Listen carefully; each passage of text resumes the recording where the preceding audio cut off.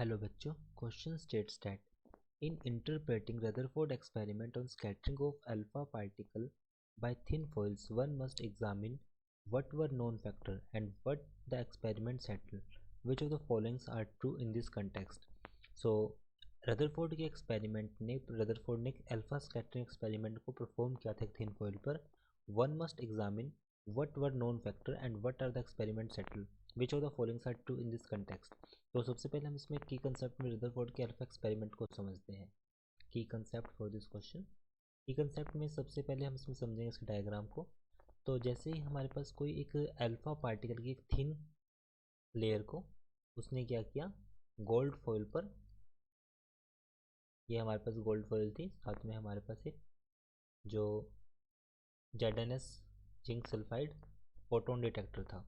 तो जो हमारे पास जैसे ही अब इस पर कोई थिन फॉइल पड़ेगी तो हमारे पास जो डिफरेंट लेयर ऑफ लाइट होगी वो इस पर स्टोर हो जाएगी. तो एक हैवी न्यूक्लियस लाइक गोल्ड वगैरह उसने यूज़ किया था. ये हमारे पास एक अल्फा की बीम थी जिसको कैविटी में प्लेस किया गया था. सो उसने ऑब्जर्वेशन से पाया कि किसी भी एटम में ये हमारे पास कुछ जो बीम्स होंगी वो बहुत ही माइनर एंगल से डिफ्लेक्ट होंगी, कुछ क्लियरली पास कर जाएंगी एंड कुछ टोटली डिफ्लेक्शन होगा 180 डिग्री से. सो ये रदरफोर्ड ने ऑब्जर्व किया.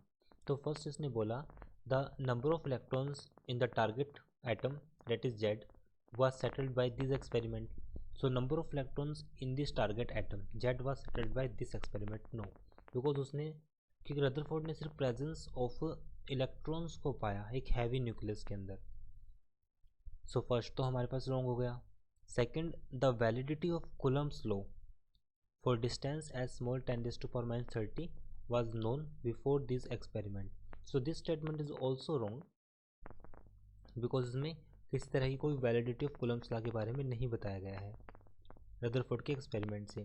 Third, this experiment settle that size of nucleus could not be larger than a certain value. Yes, जो थर्ड स्टेटमेंट है दिस स्टेटमेंट इज ट्रू और राइट स्टेटमेंट बिकॉज उसने पाया गया कि this experiment discovered the presence of positively charge mass because atom consist, जो atom है consist heavy positive charge at center, heavy positive charge at center of atom,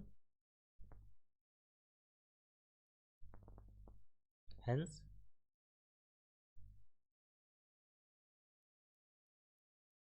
help to find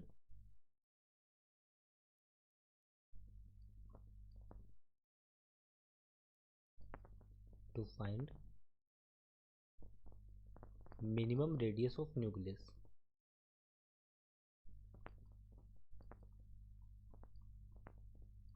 Minimum radius of nucleus. So right answer is option C. The experiment settled that size of nucleus could not be larger than a certain value. Option C is right, but option D, this experiment also settled that size of nucleus could not be smaller than certain value. So option हमारे पास ये wrong है. Option C is right. I hope solution is understandable. Thank you.